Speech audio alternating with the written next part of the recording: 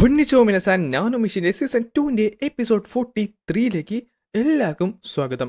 Guys, ഇന്ന് വീട്ടിലേക്ക് തുടങ്ങുന്നതിന് മുമ്പ് കുറച്ചധികം ഉത്തരങ്ങളാണ് ഞാൻ നിങ്ങൾക്ക് തരാനായിട്ട് പോകുന്നത്. പലർക്കും പല ഡൗട്ട്സ് ഒക്കെ ഉണ്ട്. യോൺചോൻ എങ്ങനെയാണ് 4 കോർ കിട്ടിയത്, 3 കോർ മാത്രമേ കിട്ടിയിട്ടുള്ളൂ. അപ്പോൾ അതെല്ലാം തന്നെ നമ്മൾ ഇന്നത്തെ വീഡിയോയുടെ ഡീറ്റെയിൽ ആയിട്ട് സംസാരിക്കാൻ പോകുകയാണ്. സോ വീഡിയോ ആദ്യമായിട്ട് കാണുന്ന ഏതെങ്കിലും കൂട്ടരുണ്ടെങ്കിൽ ഇപ്പോൾ തന്നെ ലൈക്ക് ചെയ്യാനും സബ്സ്ക്രൈബ് ചെയ്യാനും ഷെയർ ചെയ്യാനും ഇതിനു മുമ്പിടെ എല്ലാ വീഡിയോസും കണ്ടിട്ടേ ഈ ഒരു വീഡിയോ കാണാൻ പാടുള്ളൂ. ഗൈസ്, നമ്മുടെ യോൺചോന് കറന്റ് 4 എസൻസ് സ്കോർ ലഭിച്ചിട്ടുണ്ട്. അതെങ്ങനെയാണെന്ന് ഞാനിപ്പോൾ പറഞ്ഞുതരാം. ആദ്യത്തെ എസൻസ് സ്കോർ നമ്മുടെ ഇമുഗി സർപ്പൻ്റെ ആയിരുന്നു. അത് അക്കാഡമി എ സി ആ ഒരു ഹെവൻലി ഡീമൺ സോറിന്റെ കൂടെ തന്നെ കിട്ടിയതാണ്. രണ്ടാമത്തേന്ന് പറയുന്നത് ആ ഒരു ഫയർ ക്ലിൻ്റെ ആയിരുന്നു. അത് പാലസിൽ പോയപ്പോൾ അവിടുന്ന് കിട്ടിയതാണ്. അത് നമ്മൾ കണ്ടതാണ്. മൂന്നാമത്തേന്ന് പറയുന്നത് ഈ നോർത്ത് എൻസി ഐസ് പാലസിൽ വെച്ചുള്ള ആ ഒരു ഡ്രാഗൺ സ്റ്റാളിന്റെ കോറാണ്. അത് ലഭിച്ചത് കണ്ടതാണ്. നാലാമത്തേന്ന് പറയുന്നത് നിങ്ങൾക്ക് മനസ്സിലാകാഞ്ഞിട്ടാണ്. നോർത്ത് എൻസി ഐസ് പാലസിൽ വെച്ച് നമ്മുടെ യോൺചോന് കിട്ടിയ ആ ഒരു ഡിവൈൻ റിലക്കിലെ അതിനകത്തു നിന്നാണ് നാലാമത്തെ കോറായിട്ടുള്ള ദ ഗ്രേറ്റ് പെങ് എന്ന് പറഞ്ഞ ആ ഒരു പക്ഷിയുടെ കോറ് ഇയോണിന് കിട്ടിയത്. വർഷങ്ങൾക്ക് മുമ്പ് അവിടുത്തെ നോർത്ത് എൻസി ഐസ് പാലസിലെ ആ ഒരു മാസ്റ്റർ ആ ഒരു ഡിവൈനുള്ള റിലക്ക് കൊണ്ട് ആ ഒരു ഗ്രേറ്റ് പെങ്ങിന്റെ കോറ് അത് റിലക്കിലേക്ക് അബ്സോർബ് ചെയ്തിരുന്നു. അത് നമ്മുടെ യോൺചോൻ അബ്സോർബ് ചെയ്തതിന് ശേഷമാണ് ബാക്കിയുള്ളവർക്ക് ആ ഒരു റിലക്ക് ഇപ്പോൾ കൈകൊണ്ട് പിടിക്കാൻ പറ്റുന്നത്. അതുകൊണ്ടാണ് ഡാൻജു ജിയോണിന് ഇപ്പോൾ ആ ഒരു റിലക്ക് കൈകൊണ്ട് പിടിക്കാൻ സാധിക്കുന്നത്. ചുരുക്കം പറഞ്ഞു കഴിഞ്ഞാൽ ഇയോൺ ഇപ്പോൾ 4 കോർസാണ് ഉള്ളത്. പിന്നുള്ള സംശയമാണ് എങ്ങനെയാണ് 2 ഗ്രേറ്റ് പെങ്ങ് വന്നെന്നുള്ളത്. അതായത് ഓരോ ഇറ കഴിയാൻ നേരത്ത് ഓരോ ഇതേപോലത്തെ മിത്തിക്കൽ ക്രിച്ചേഴ്സ് വന്നുകൊണ്ടിരിക്കും. പിന്നുള്ള കാര്യം എന്ന് പറഞ്ഞാൽ ഈ 5 മിത്തിക്കൽ ക്രിച്ചേഴ്സ് മാത്രമല്ല, ഇതിൽ കൂടുതലും മിത്തിക്കൽ ക്രിച്ചേഴ്സ് ഉണ്ട്. ഫീനിക്സ് പോലത്തെ ഒത്തിരിയധികം മിത്തിക്കൽ ക്രിച്ചേഴ്സ് ഇനിയുമുണ്ട്. പക്ഷേ ടെക്നിക്കലി ഈ 5 എണ്ണം വെച്ചുകൊണ്ടാണ് ആ ഒരു ഇമ്മോർട്ടാലിറ്റി ഗെയിൻ ചെയ്യാനായിട്ട് പറ്റുന്നത്. ഇതേപോലത്തെ എന്തെങ്കിലും സംശയങ്ങൾ ഉണ്ടെങ്കിൽ ഇനി നിങ്ങൾ കമന്റ് ബോക്സിൽ പറയാനായിട്ട് മറക്കാണ്ട കേട്ടോ. ഞാൻ എന്തായാലും എന്നെക്കൊണ്ട് പറ്റുന്നതാണെങ്കിൽ എന്നെക്കൊണ്ട് അറിയാവുന്നതാണെങ്കിൽ ഉറപ്പായിട്ടും ഞാൻ നിങ്ങൾക്ക് ഇതുപോലെ മറുപടി തരുന്നതായിരിക്കും. അങ്ങനെ ഈ എപ്പിസോഡ് തുടങ്ങാൻ നേരത്ത് അവർ പറയും ചെയ്യും, അമിതബ മിത്തിക്കൽ ക്രീച്ചേഴ്സോ? അല്ല, നീ എന്താണ് പറയുന്നത്? ഡിമോണിക്കൾഡ് അപ്പൊ കിറിന്റെ ബ്ലഡിന്റെ പുറകെ പോയതും ഇപ്പൊ ഈ പോകുന്നില്ല മിത്തിക്കൽ ക്രീച്ചേഴ്സിന്റെ പുറകെയാണോ? ആ സമയത്താണ് ദ ജനറൽ സ്ട്രാറ്റജിസ്റ്റ് അവന്റെ പോക്കിൽ നിന്ന് ഒരു സാധനം എടുത്ത് പുറത്തേക്ക് വെക്കുന്നത്. അത് ഇമ്മോർട്ടൽ വൈറ്റ് ക്ലാസിക്സ് ആയിരുന്നു. അല്ല, ഇതെന്തിനാണ് നീ ഞങ്ങളെ കാണിക്കുന്നത്? മാസ്റ്റർ ഗേ കിയോൺ പറഞ്ഞില്ലേ ദ സുപ്രീം സേബർ ഇപ്പൊ പോകുന്നത് മിത്തിക്കൽ ക്രീച്ചേഴ്സിന്റെ പുറകെയാണെന്ന്. ടു ബി പ്രിസൈസ്, ഒരു കാര്യം കൂടെ പറയാനുണ്ട്. അത് മിത്തിക്കൽ ക്രീച്ചേഴ്സിന്റെ പുറകെയല്ല, മിത്തിക്കൽ ക്രീച്ചേഴ്സിന്റെ എസൻസ് സ്കോറിന്റെ പുറകെയാണ്. എസൻസ് സ്കോറോ? എന്തിനി? അവരുടെ ക്യൂ ഇൻക്രീസ് ചെയ്യാനോ? അതങ്ങനെയാണെന്ന് എനിക്ക് തോന്നുന്നില്ല. ഒരു സിമ്പിൾ ആയുള്ള ഒരു ഫോൾസ് ആയുള്ള ലെജൻഡിനെ പറ്റി പണ്ട് പറയുന്നുണ്ട്. അതായത് ഈ പറയുന്ന 5 സേക്രഡ് ആയുള്ള ബീങ്സിനെ കിട്ടിക്കഴിഞ്ഞാ. അല്ല, നീ എന്താണ് ഈ പറഞ്ഞു വരുന്നത്? സത്യം പറഞ്ഞാൽ ഇതെന്നെ ചെറുതായിട്ട് പേടിപ്പിക്കുന്നുണ്ട്. ആ ഒരു 5 സേക്രഡ് ബീങ്സിന്റെ എസൻസ് സ്കോർ ആർക്കാണോ ലഭിക്കുന്നത് അവർക്ക് ഇമ്മോർട്ടാലിറ്റി കിട്ടുന്നതായിരിക്കും. എന്ത് ഇമ്മോർട്ടാലിറ്റിയോ? ജനറൽ സ്ട്രാറ്റജി യു, അത് പിന്നെ താങ്കൾ പറഞ്ഞു വരുന്നത് ആ ഒരു എംബർ ഇമ്മോർട്ടാലിറ്റിക്ക് പുറകെ പോയ പോലെ തന്നെയാണോ? അതെ, സത്യം പറഞ്ഞാൽ നിങ്ങൾ ആരും തന്നെ ഇത് വിശ്വസിക്കത്തില്ല എന്ന് എനിക്കറിയാം. നാച്ചുറലായിട്ട് നമുക്ക് വിശ്വസിക്കാൻ കുറച്ച് ബുദ്ധിമുട്ടാണ്. അത് ഇമ്മോർട്ടാലിറ്റി ആണെങ്കിലും അല്ലെങ്കിലും കൊള്ളാം. പക്ഷേ ഇത് ഒരു ചാൻസ് തന്നെയാണ്. ജനറൽ സ്ട്രാറ്റജിസ്റ്റ് പറഞ്ഞ ഇൻഫർമേഷൻ വെച്ച് നോക്കാൻ നിർത്തും, നമ്മുടെ സ്കോൾ ലീഡറുള്ള മേക്ക് പറഞ്ഞ ഇൻഫർമേഷൻ വെച്ച് നോക്കാൻ നിർത്തും. ഇത് പ്രോപ്പർലി നമുക്കിവിടെ യൂസ് ചെയ്യാൻ പറ്റും.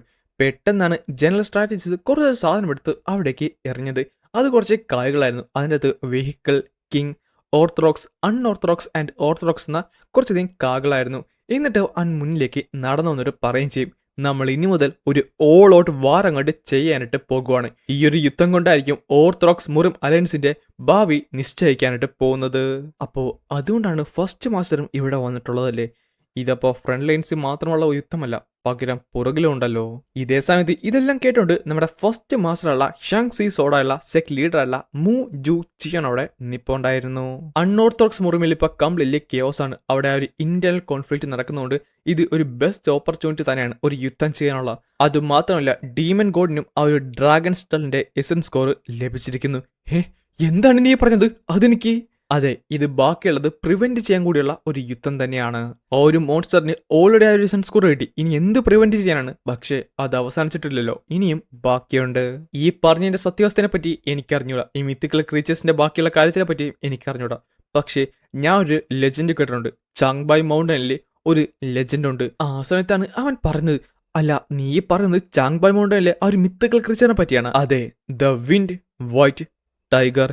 According to the immortal classics, Changbai മൗണ്ടന്റെ അകത്താണ് ഈ ഒരു ടൈഗർ സ്ഥിതി ചെയ്യുന്നത്. അത് വൺ ഓഫ് ദി സേക്രഡ് ബീങ്സിലുള്ളതാണ്. അമിതബ, അത് സത്യമാണെന്നുണ്ടെങ്കിൽ ഉറപ്പായിട്ടും ആ ഒരു എസൻസ് സ്കോറിന്റെ പുറകെ സുപ്രീം സേബറും അത് മാത്രമല്ല ഡെമോണിക്കൾട്ടും പോകുന്നതായിരിക്കും. അതെ, അതുകൊണ്ട് നമ്മൾ ഇന്ന് 2 ആയിട്ട് തിരിയണം. ഒരു ടീം ഹാങ്സോയിലേക്കും മറ്റൊരു ടീം ചാങ്ബായ് മൗണ്ടനിലേക്കുമാണ് എത്താനായിട്ട്. മാപ്പിലുള്ള കിങ് പീസ് റെപ്രസെന്റ് ചെയ്യുന്നത് ദ ബ്ലേഡ് മാസ്റ്ററിനെ സുപ്രീം സെബറിനെയൊക്കെയാണ്. വെഹിക്കിൾ റെപ്രസെന്റ് ചെയ്യുന്നത് ഡിമോൺ കൾട്ടിനെയാണ്, അത് നോർത്തേൺ സീരിയലുള്ള. പിന്നെ നമ്മളെ റെപ്രസെന്റ് ചെയ്യുന്നത് ഈ സമയത്ത് ഇതെല്ലാം കേട്ടോണ്ട് മേക്ക് അവിടെ നിപ്പോണ്ട് അവൻ പറയുകയും ചെയ്യും, സ്ക്വാഡ് ലീഡർ അല്ല, young master of the blue skies, താങ്കളുടെ മരണം ബ്ലൂ ഹെവൻ സൊസൈറ്റിക്ക് ഒരു വലിയ കോൺട്രിബ്യൂഷൻ തന്നെയാണ്. പിന്നെ കാണിക്കുന്നത് നമ്മുടെ ഗ്രേറ്റ് നോർത്തേൺ പ്ലെയിൻസ് ആണ്. ഈ സമയത്ത് ഹിയപ്പോ അങ്ങോട്ടെ ഞെട്ടിത്തെറിച്ച് നിൽക്കുവാണ്. അല്ല, ഇത് ശരിക്കും എനിക്കുള്ളതാണോ? അല്ല, എനിക്കിത് യൂസ് ചെയ്യാൻ പറ്റുമോ? സത്യം? നീ എന്തിനാടി കിടന്ന് വേളം വെക്കുന്നത്? അത് നിനക്കുള്ളത് തന്നെയാണ്. അല്ലോ, ഇത് സൂപ്പറാണല്ലോ, അകത്തും പൊളിയാണ്. അവന്റെ മാർഷൽ പോയ്സ് എന്ന് പറയുന്നത് ഒരു എൽഡറിന് സമമാണ്. പക്ഷെ അവൻ ശരിക്കും അല്ല, നിനക്ക് പറഞ്ഞ ആവശ്യമുണ്ടോ? കുഴപ്പമില്ല, DML ലോഡിന് പറഞ്ഞാൽ അതെന്തായാലും ചെയ്യാം. പക്ഷെ അദ്ദേഹത്തിനെ കണ്ടില്ലല്ലോ. എനിക്ക് തോന്നുന്നു അതേ ഇപ്പൊ സുപ്രീം ഹെവലെ ഡീമന്റെ കൂടെയാണെന്നാണ്. ഓ, അപ്പൊ ട്രെയിൻ ചെയ്യുമായിരിക്കും അല്ലേ? പ്രൊബബിളി.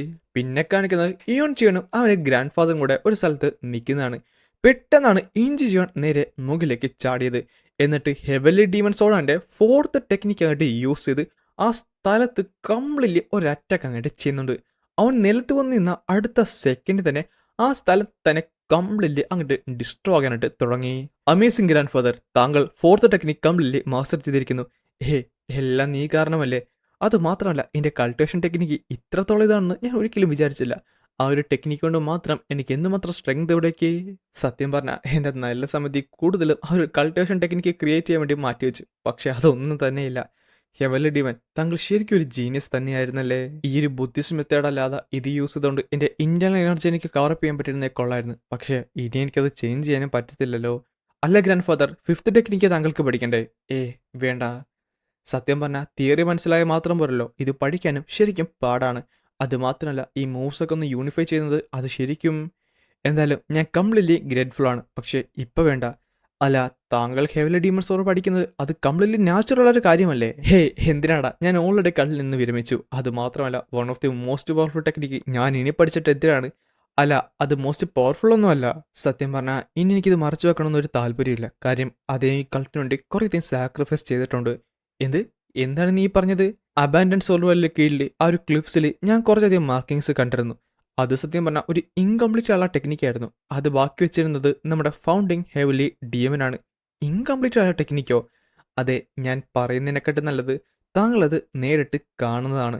പിന്നെ കാണുന്നത് ഈ ഒരു നേരം മുകളിലേക്ക് ചാടിയതാണ്. അതിനുശേഷം അവൻ ആ ടെക്നിക്ക് യൂസ് ചെയ്യാൻ വേണ്ടി റെഡി ആയിട്ടുണ്ട്. എന്നാൽ ആ ഒരു ടെക്നിക്കിൻ്റെ അന്ന് വരുന്ന ഓപ്നോസ് ഉള്ള ഓറ ശരിക്കും ഭയാനകമായിരുന്നു. ഇത് കണ്ട ഇഞ്ചി ചിയോൺ ശരിക്കും ഞെട്ടി. അല്ല, ആ കാണുന്നൊരു സോഡ് പാത്ത് അത് ഇമ്പോസിബിൾ അല്ല. ഒരു മനുഷ്യൻ എങ്ങനെയാണ് അതൊക്കെ ചെയ്യാൻ സാധിക്കുന്നത്? ഇങ്ങനൊരു ടെക്നിക്ക് അത് പോസിബിൾ ആണോ? അത് കണ്ടിട്ട് heavily demon sword technique supreme sabre mix ആയതുപോലെ ഉണ്ടല്ലോ. പിന്നെ കാണുന്നത് ഈ ആ ടെക്നിക്ക് അങ്ങോട്ട് ചെയ്യുന്നതാണ്. അടുത്ത സെക്കൻഡ് മാസീവ് വളരെ എക്സ്പ്ലോഷനാണ് അവിടെ സംഭവിക്കുന്നത്. എനിക്കിത് വിശ്വസിക്കാൻ പറ്റുന്നില്ല. ഇത് ശരിക്കും ഒരു ഇൻകംപ്ലീറ്റ് ആയ ടെക്നിക്കാണോ? അത് നമ്മുടെ ഫൗൺലി ഹെവലി ഡീമൺ ക്രിയേറ്റ് ചെയ്തത് അല്ല. സത്യം പറയുകയാണെങ്കിൽ ഈ ടെക്നിക്ക് അദ്ദേഹം കംപ്ലീറ്റ്ലി ഗീവ് അപ്പ് ചെയ്തിരുന്നു. ആ ഒരു ടെക്നിക്ക് ഡീമൻ ഗോഡുള്ള ഇയോൺ ജിയോന് മാത്രം മാസ്റ്റർ ചെയ്യാൻ പറ്റുന്ന ഒരേ ഒരു ടെക്നിക്കായിരുന്നു. ഞാൻ ഇതിനെ വിളിക്കാൻ ആഗ്രഹിക്കുന്നത് ദ ഡീമൻ ഗോഡ് സോഡ് ആർട്ട് എന്നാണ്. അങ്ങനെയാണ് നോർത്തേൺ പ്ലെയിൻസിൽ ആദ്യമായിട്ട് ആ ഒരു ടെക്നിക്ക് കാണുന്നത്. അങ്ങനെ 4 ദിവസം കഴിഞ്ഞിരിക്കുന്നു. അവരട്ടെ ഇപ്പോഴും ആ ഒരു നോർത്തേൺ ബോർഡേഴ്സിലൂടെ പൊക്കൊണ്ടിരിക്കുകയാണ്. ലിനോങ്ങിലെ പ്രൊവിൻസിലേക്ക് അവരെത്താറായിട്ടുണ്ട്. പെട്ടെന്നാണ് നമ്മുടെ ബേക്ജിയുടെ കുതിര എടുത്ത് ചാടിയത്. അടുത്ത സെക്കൻഡ് തന്നെ ബേക്ജി നേരെ ബാക്കിലേക്ക് ചാടി മാറി. ഇത് കാണുന്ന വാങ്ചുൽ ചിരിച്ചിട്ട് പറയും ചെയ്യും, ഇങ്ങനെയാണെങ്കിൽ നീ ഒരിക്കലും ഒരു കുതിരനെ പ്രോപ്പർലി ഓടിക്കാൻ പഠിക്കത്തില്ലല്ലോ. നാശം, ഞാൻ വീണ്ടും ഫെയിൽഡായി. എൻ്റെ ഒരു ഗാർഡ് ഞാൻ ഒരു സെക്കൻഡിലേക്ക് ലെറ്റ് ഡൗൺ ചെയ്ത് കഴിഞ്ഞാൽ അടുത്ത സെക്കൻഡ് തന്നെ എനിക്കറിയാം ഞാനെല്ലാം ചെയ്തത് ധൃതി വെച്ചാണെന്ന്. പക്ഷേ എൻ്റെ മൈൻഡ് ഞാൻ കംപ്ലീറ്റ്ലി എനിക്ക് ഇപ്പോഴും വിശ്വസിക്കാൻ സാധിക്കുന്നില്ല. ഞാൻ ഒരു ഡ്രാഗൺ സെല്ലിലെ ബ്ലഡ് അതുപോലെ കുടിച്ചെന്ന്. ഈ 6 ട്രൂപ്സിലെ മെമ്പേഴ്സ് എന്ന് പറയുന്നത് അക്കാഡമി ഡേയ്സ് തൊട്ട് ഒരുമിച്ചുള്ളതാണ്. അവരെപ്പോഴും ട്രെയിൻ ചെയ്ത് ഒരുമിച്ച് ഡ്യൂൾസ് ഒക്കെ ചെയ്തുകൊണ്ടാണ് മുന്നിലേക്ക് പൊക്കൊണ്ടിരുന്നത്. സത്യം പറഞ്ഞാൽ ബേഗ്ജി ആദ്യം ഹയർ സ്പോർട്സിന് വേണ്ടിയാണ് എപ്പോഴും നോക്കിക്കൊണ്ടിരുന്നത്. ആ സമയത്ത് അവൻ ഏറ്റവും കൂടുതൽ ബാറ്റിൽ ചെയ്തുകൊണ്ടിരുന്നത് നമ്മുടെ കോ വാങ്ചുലിന്റെ കൂടെയായിരുന്നു. പക്ഷേ ഏതൊരു പർട്ടിക്കുലർ പോയിന്റ് വെച്ചുകൊണ്ട് അവൻ മിൻക്യുവിന്റെയും പിറകിലേക്ക് ആകാനായിട്ട് തുടങ്ങി. അതുമാത്രമല്ല കോ വാങ്ചുലി ഇവല്യൂഷണലി റിലത്തിലേക്കും കടന്നു. ഇയോൺചുവിന്റെ പുതിയ മാർഷൽ ആർട്ട് ടെക്നിക്കൊക്കെ അവൻ പഠിക്കുകയുണ്ടായി. അത് സത്യം പറഞ്ഞാൽ അവനെ സഹായിച്ചെങ്കിലും അവനൊരിക്കലും കോ വാങ്ചുവിലെ ആ ഒരു പൊസിഷനിലേക്ക് എത്താനോ അവൻ്റെ അത്ര പവർഫുൾ ആകാനോ സാധിച്ചില്ല. ആൻഡ് അത് മാത്രമല്ല ആ ഒരു പർട്ടിക്കുലർ പോയിന്റിൽ വെച്ച് അവൻ്റെ ഈഗോയും എല്ലാം തന്നെ നഷ്ടപ്പെട്ടു. കാരണം കണ്ട, ആദ്യമായിട്ട് ഞാൻ ജയിച്ച് അവൻ ഹിയോബോങ്ങുള്ള ഒരു ഡ്യുവലിൻ്റെ അത് പരാജയപ്പെട്ടു. ഞാൻ ഹിയോബോങ്ങിൻ്റെ മുമ്പിൽ തോറ്റിരിക്കുന്നു, മറ്റാരുമല്ല ഹിയോബോങ്ങിൻ്റെ മുമ്പിൽ. സത്യം പറഞ്ഞാൽ തന്നെക്കാട്ടും കീഴിലാണ് ഹിയോബോങ് എന്ന് വിശ്വസിച്ചിരുന്ന ബേഗ്ജിക്ക് അതൊരിക്കലും അക്സെപ്റ്റ് ചെയ്യാൻ പറ്റുന്ന ഒരു കാര്യമല്ലായിരുന്നു. അതുകൊണ്ട് അവൻ റാഷുള്ള ഒരു കാര്യം ചെയ്തു. മറ്റാർക്കും തന്നെ തടയാൻ പറ്റുന്നതിന് മുമ്പ് ബേഗ്ജി അവിടെ ഉണ്ടായിരുന്ന ആ ഒരു ഡ്രാഗൺ സ്റ്റേലിൻ്റെ ബ്ലഡ് കുടിക്കുകയുണ്ടായി. അതാട്ടെ ഒന്ന് തണുപ്പിച്ചത് പോലുമില്ലായിരുന്നു. ബേഗ്ജിക്ക് അവനെ കൂള് കംപ്ലീറ്റ്ലി നഷ്ടപ്പെട്ടിരുന്നു. അത് മാത്രമല്ല, നോർത്തേൺ സീസിലെ ആൾക്കാർ അത് കുടിച്ചുകൊണ്ട് മരിച്ചതൊന്നും അവൻ ഓർത്തത് പോലുമില്ല. ഹിയോബോങ്ങിന് ഫയർക്കിൻ്റെ ബ്ലഡ് കുടിക്കാൻ സാധിക്കുന്നുണ്ടെങ്കിൽ എനിക്കും ഇത് പറ്റുമെന്നും പറഞ്ഞ് അവനത് കുടിക്കുന്നുണ്ട്. അടുത്ത സെക്കൻഡിലാണ് അതവൻ മനസ്സിലാക്കിയത് അതൊട്ടും നിസ്സാരമല്ലായിരുന്നു. ബേഗ്ജിയുടെ സൈഡിൽ നിന്ന് വന്നിരുന്ന ആ ഒരു ക്യൂ എന്ന് പറയുന്നത് അത്രത്തോളം അബ്നോർമലായിരുന്നു. അവൻ ചെയ്ത കാര്യത്തിന് അതേപോലെ തന്നെ പ്രശ്നം ഉണ്ടാകുകയും ചെയ്തു. ഒരു സെക്കൻഡെങ്കിലും അദ്ദേഹം വൈകിരുന്നെങ്കിൽ ബേഗ്ജിയുടെ ശരീരത്തിലൂടെ ആ ഒരു ലൈറ്റ്നിങ് ക്യൂയെ കടന്ന് അവനെ കൊന്നു കളഞ്ഞെന്നും. എന്നാൽ ഈ ലൈറ്റ്നിങ് ക്യൂവിനെ കാം ചെയ്തതിനു ശേഷം ബേഗ്ജിക്ക് അത് പ്രോപ്പർലി കൺട്രോൾ ചെയ്യാനോ അബ്സോർവ് ചെയ്യാനോ സാധിച്ചില്ലായിരുന്നു. അത് മാത്രമല്ല, ഒരു സെക്കൻഡെങ്കിലും അവൻ അവൻ്റെ ഗാർഡിൽ ലെറ്റ് ഡൗൺ ചെയ്തിട്ടുണ്ടെങ്കിൽ അവൻ്റെ ശരീരത്തുണ്ടായിരുന്ന ആ ഒരു ലൈറ്റ്നിങ് ക്യൂയെ എസ്കേപ്പ് ചെയ്തതെന്നും. ഹിയോബോങ്ങിനെ പോലെയല്ല, ഇത് കംപ്ലീറ്റ്ലി ഡിഫറൻ്റ് ആണ്. ഹിയോബോങ് കുടിച്ച ആ ഒരു ഫയർക്കിൻ്റെ ബ്ലഡ് എന്ന് പറഞ്ഞത് വർഷങ്ങളോളം നിന്ന് ആ ഒരു മിലീനിയൻ ഫ്രോസ്റ്റ് യൂസ് ചെയ്ത് തണുപ്പിച്ചതാണ്. എന്നാൽ ബേഗ്ജി കുടിച്ചത് വളരെ ഫ്രഷായുള്ള ഒരു ബ്ലഡ് കൂടിയാണ്. നിനക്ക് ആ ലൈറ്റ്നിങ് ക്യൂയെ കംപ്ലീറ്റ്ലി നിന്റെ ട്രൂ ക്യൂ ആയിട്ട് കൺവേർട്ട് ചെയ്യേണ്ടതായിട്ടിരിക്കുന്നു. അതാണ് ഏറ്റവും അധികം ചെയ്യേണ്ടത്. അല്ല, ഞാനതിങ്ങനെ സിമ്പിളായിട്ട് പറഞ്ഞാൽ നീ എത്രയും പെട്ടെന്ന് ഇവല്യൂഷണലി റലത്തിലേക്ക് എത്തണം. അദ്ദേഹം പറഞ്ഞ പോലെ അത്ര എളുപ്പമായിരുന്നെങ്കിൽ എനിക്ക് ഇതൊന്നും ചെയ്യേണ്ട കാര്യമേ ഇല്ലായിരുന്നല്ലോ. ഇപ്പം എൻ്റെ ശരീരത്തിൽ ലൈറ്റ്നിങ് എനർജി ഉണ്ട്, എൻ്റെ ക്യൂയും ഉണ്ട്. പക്ഷേ എനിക്കിത് കൺട്രോൾ ചെയ്യാൻ, ഇതെനിക്ക് പഠിക്കാനും. അല്ല, അതിനർത്ഥം ഹിയോബോങ് നീ ശരിക്കും എന്നെക്കാട്ടും ടാലൻ്റ് ഉള്ള ഒരാളായിരുന്നോ? ഹിയോബോങ് അങ്ങനെയല്ല. അവൻ സത്യം പറഞ്ഞാൽ അവൻ്റെ ട്രൂ ഡ്യൂട്ടീസിന് വേണ്ടി മാത്രമാണ് മുന്നിലേക്ക് പോയത്. അതായിരിക്കണം അവനെ. ശരിയാണ്, ഞാനിത് വിട്ടിയാണല്ലേ. അവനും ഞാനും അല്ലേ. ഞാൻ ഒരിക്കലും എന്നെ അറസ്റ്റ് ചെയ്യാൻ പാടില്ലായിരുന്നു. ഇനി എന്തായാലും എനിക്ക് മറ്റു ചോയ്സില്ല. സത്യം പറഞ്ഞാൽ ഞാൻ അഡ്മിറ്റ് ചെയ്യണം. അവൻ പെട്ടെന്നാണ് ബേഗ്ജിയുടെ ശരീരത്തിൽ നിന്ന് ആ ഒരു ലൈറ്റ്നിങ് ക്യൂയെ പുറത്തേക്ക് വന്നത്. ഇത് കാണുന്നിടത്ത് ഹിയോബോങ് പറയുകയും ചെയ്യും, അല്ല അത് കൺട്രോൾ ചെയ്യാൻ ശരിക്കും പാടാണല്ലേ. എനിക്ക് മനസ്സിലാവും. കാര്യം ഗ്രേറ്ററുള്ള പവർ വരുന്നിടത്ത് അതേപോലെ തന്നെ ഗ്രേറ്ററുള്ള റെസ്പോൺസിബിലിറ്റിയും നമുക്ക് ലഭിക്കും. ഇതെനിക്കറിയുന്ന ഹിയോബോങ് തന്നെയാണോ? ഇവനിങ്ങുള്ള ഇങ്ങനത്തെ കാര്യങ്ങളൊക്കെ പറയുമായിരുന്നു. അയ്യോ, ഉള്ളത് പറയാലോ. രാത്രി ഒന്നും കിടന്ന് ഉറങ്ങാൻ പോലും പറ്റത്തില്ല. ഈ ചൂടിങ്ങനെ പുറത്തേക്ക് വന്നിട്ടിരിക്കും. എന്ത് കഷ്ടപ്പെട്ടാണ് ഒന്ന് പിടിച്ചു വെക്കുന്നത്. പിടിച്ചു വെച്ചാലും പോരാ, മഴ കിടന്ന് ഉറങ്ങാനെങ്കിലും പറ്റണ്ടേ. എനിക്ക് തെറ്റി വെച്ചേന്ന്. ഈ വിട്ടിക്കൊരു മാറ്റം കൂടിയില്ല. ബേഗ്ജി, ഞാനും മഞ്ഞ് ഒന്ന് പോകല്ലേ. ഈ സമയത്ത് തന്നെ ഇഞ്ചി ചെയ്യാൻ പറയുകയും ചെയ്യും. അല്ല, നിനക്ക് ശരിക്കും ഇൻട്രസ്റ്റിംഗ് ഉള്ള കുറച്ച് സബോർഡിനേറ്റ്സ് ആണല്ലോ. ആ സമയത്താണ് ഇയോൺ ആലോചിക്കുന്നത്, സത്യമാണ് ഞാൻ ആദ്യമായിട്ട് കണ്ടപ്പോൾ അവൻ എന്നെ എന്തായാലും അവനുള്ള കാരണം തന്നെ ഞങ്ങളുടെ അറ്റ്മോസ്ഫിയർ കംപ്ലീറ്റ്ലി ചേഞ്ച് ആകാറുണ്ട്. ഹിയോബോങ്, നീ എൻ്റെ ഫസ്റ്റ് സബോർഡിനേറ്റ് ആയാൽ ഞാൻ സന്തുഷ്ടനാടണ്ട. ആ സമയത്ത് ഇയോൺ തിരിഞ്ഞിട്ട് ചോദിക്കുകയും ചെയ്യും, അല്ല ലിയോങ് ബോർഡറിലേക്ക് എത്താറായില്ലേ? നിനക്ക് നമുക്ക് ചങ്ബ മൗണ്ടനിലേക്ക് എത്തിക്കാൻ സാധിക്കുമല്ലോ. അല്ല കൾട്ടിൽ ഞാനൊന്ന് പറഞ്ഞോട്ടെ, നമ്മൾ ചങ്ബായ് മൗണ്ടനിലേക്ക് പോകണോ? നിനക്ക് ഇത്ര ധൈര്യം കൊണ്ടാണ് നീ ലീമലോണ്ട് ക്വസ്റ്റ്യൻ ചെയ്യുന്നത്. നീ എന്തിനാണ് ഈ ഹെസിറ്റേറ്റ് ചെയ്യുന്നത്? ഞാൻ നേരത്തെ ചോദിച്ചപ്പോൾ നീ ഹെസിറ്റേറ്റ് ചെയ്തു, ഇപ്പോഴും അത് തന്നെ. നീ എന്തിനാണ് ഇത് പേടിക്കുന്നത്? കൾട്ടിൽ ഇടച്ചിയോൺ, സത്യം പറഞ്ഞാൽ ഞങ്ങളുടെ സ്ഥലത്ത് ഒരു അൺസ്പോക്കൺ ഉള്ള റൂളുണ്ട്. അതായത് എന്തൊക്കെ സംഭവിച്ചാലും എന്ത് സംഭവിച്ചാലും ചങ്ബായ് മൗണ്ടനിലേക്ക് പോകാൻ പാടില്ല. അതെന്താണ്? നീ എന്താണ് നീ ഉദ്ദേശിക്കുന്നത്? എൻ്റെ അച്ഛനും എൻ്റെ അപ്പൂപ്പനും എപ്പോഴും എന്നോട് പറയുമായിരുന്നു. സത്യം പറഞ്ഞാൽ ഞാൻ ആ മൗണ്ടൻ്റെ അടിഭാഗം പോലും കണ്ടിട്ടില്ല. അല്ല, ഞാൻ കേട്ടിട്ടുണ്ട് ഈ ചങ്ബായ് മൗണ്ടൻ എന്ന് പറഞ്ഞ് ആ ഡൊങ്ങി പീപ്പിളിൻ്റെ നേഷൻ്റെ അടുത്തല്ലേ. പക്ഷെ അത് ആ ഒരു കൺട്രീസിൻ്റെ ഇഷ്യൂ വരേണ്ടതാണല്ലോ. അതുകൊണ്ടല്ല. എൻ്റെ അപ്പൂപ്പൻ പറയുന്നത് ചങ്ബായ് മൗണ്ടനിൽ ഒരു മോൺസ്റ്റർ ഉണ്ടെന്നാണ്. അത് എപ്പോഴും പറയുമായിരുന്നു. നീ മരിക്കണമെന്ന് ആഗ്രഹമുണ്ടെങ്കിൽ മാത്രമേ അവിടേക്ക് പോകാവുള്ളെന്ന്. ഇയോൺ, ഞാനിതിനെപ്പറ്റി അത്ര നന്നായിട്ട് ഓർക്കുന്നില്ല. പക്ഷേ ഞാൻ എന്തോ പറഞ്ഞ് കേട്ടിട്ടുണ്ട്, ഈ ചങ്ബായ് മൗണ്ടനിൽ ഒരു മോൺസ്റ്റർ ഉണ്ടെന്നോ. അത് സുപ്രീം സേബർ പറഞ്ഞ് ഞാൻ കേട്ടിട്ടുണ്ട്. അല്ല, അത് ഈ റെഫർ ചെയ്യുന്നത് അതിനെയാണോന്ന് എനിക്ക് അറിഞ്ഞൂടാ. ചിലപ്പോൾ അത് അവനെ ആയിരിക്കും. അവനോ? അതാരാണ്? ആ സമയത്താണ് അവൻ പറയുന്നത്, ദ കോമ്പാക്റ്റീവ് ഈസ്റ്റ് ഡിവൈൻ ആക് യുയി. പിന്നെ കാണിക്കുന്നത് 2 ദിവസം മുമ്പത്തെ കാഴ്ചയാണ്. നമ്മുടെ മുറുമലൻസിന്റെ ആൾക്കാരാണ് കാണാൻ സാധിക്കുന്നത്. പല സ്ക്വാഡ് ലീഡേഴ്സും അവരുടെ സ്ക്വാഡും മുന്നിലേക്ക് നടക്കുകയായിരുന്നു. ഈ സമയത്ത് തന്നെ 10ാമത്തെ മാസ്റ്ററുള്ള ഹോഹ്യോങ് പറയുകയും ചെയ്യും, സത്യം പറഞ്ഞാൽ ഞാൻ മാസ്റ്റർ ആയതിനു ശേഷം ആദ്യമായിട്ടാണ് ഇതുപോലത്തെ ഒരു ബാറ്റിൽ ഫീൽഡ് ഞാൻ കാണുന്നത്. ഇതൊരു എൻ്റെ പ്രൊവിൻസിനെ ഡിസ്ട്രോയ് ചെയ്യാൻ പറ്റുമല്ലോ. പിന്നെ കാണിക്കുന്നത് ഓർത്തഡോക്സ് മുറിമിന്റെ 50,000 എലൈറ്റ് മാർഷൽ ആർട്ടിസ്റ്റ് ആണ്. 4th മാസ്റ്ററുള്ള സാത്തെ പറയുകയും ചെയ്യും, അമിതബ, എനിക്കറിയാം ഇത്രയും പേര് നമുക്ക് വേണ്ടി വരത്തില്ല. പക്ഷെ ചങ്ബായ് മൗണ്ടനിലേക്കല്ലേ നമ്മൾ പോകുന്നത്. പക്ഷേ എൻ്റെ അഭിപ്രായത്തിൽ നമ്മുടെ 90% പടയും ഹോങ്സോയിലേക്കാണ് നമ്മൾ അയക്കാനായിരുന്നത്. അല്ല, താങ്കൾ ഇവിടെയുള്ള കാര്യം അപ്പോൾ അണ്ടർസ്റ്റിമേറ്റ് ചെയ്യുവാണ് ജനറൽ സ്ട്രാറ്റജീസ്? ഒരിക്കലുമല്ല.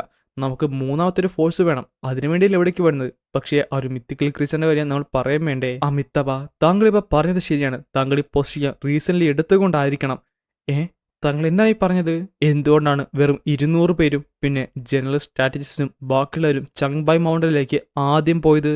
അല്ല, അത് കൺവിൻസ് ചെയ്യാനല്ലേ ഈ ചങ്ബായ് മൗണ്ടന്റെ കാര്യം. അത് മാത്രമല്ല, അവിടെ 1 ഓഫ് ദി 5 ഗ്രേറ്റ് മാർഷൽ ആർട്ടിസ്റ്റിൽ ഒരു മാർഷൽ മാസ്റ്റേഴ്സും ഇല്ലേ? അതുകൊണ്ട് മാത്രമല്ല, അവനെ കൺവിൻസ് ചെയ്യാൻ കുറച്ച് പാടാണ്. അതും മാത്രമല്ല, അവനെങ്ങാനും ഇപ്പോഴും മുറിമിൽ ആക്റ്റീവ് ആയിരുന്നുണ്ടെങ്കിൽ അവനെ ജനറലി വിളിക്കാൻ പോകുന്നത് 1 of the strongest martial artist എന്നാണ്. ദ സ്ട്രോങ്ങസ്റ്റോ?